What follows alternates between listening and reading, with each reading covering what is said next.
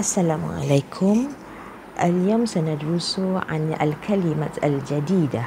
الكلمة الجديدة أمل.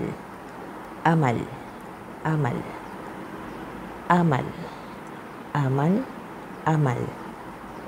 ما معنى أمل؟ Amal ialah cita-cita. Apa yang kamu nak jadi pada masa akan datang. Okey, unzuru ila as-surah al-ula.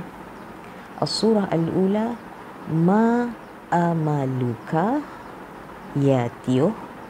Ma amaluka ya Tioh. Tioh ini ialah orang ni lah. Okey, ma amaluka ya Tioh. Jawapan Tioh, amali an akuna tabbakhan. Amali an akuna tabbakhan.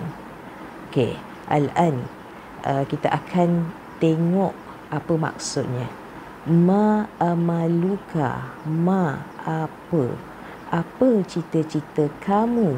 Okey, ka kamu. Kamu siapa?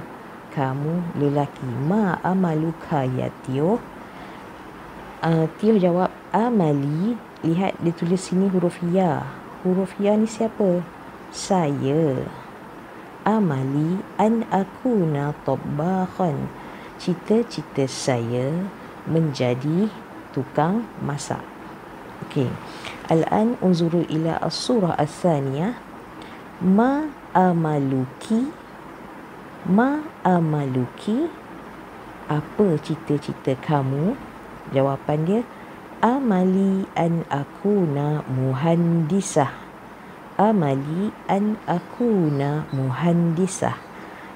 Cita-cita saya menjadi muhandisah, arkitek ataupun jurutera. Baik, apa perbezaan mal farqu baina as-surah al-ula was-surah al-thaniyah? Al-farqu huwa kaf. Okey. Atas ini dia guna ka. Bawah ini dia guna ki. Okey. So, kalau ka maksudnya kamu lelaki. Kalau ki baris bawah ialah kamu perempuan. Kalau nak kata saya, cita-cita saya kena tambah huruf ya di belakang. Okey. Jadi, hari ini al-yawm darasna anil kalimat amal, maksudnya cita-cita. Kalau cita-cita kamu amaluka untuk lelaki. Kalau cita-cita kamu perempuan amaluki. Kalau cita-cita saya amali. Okey, itu sahaja.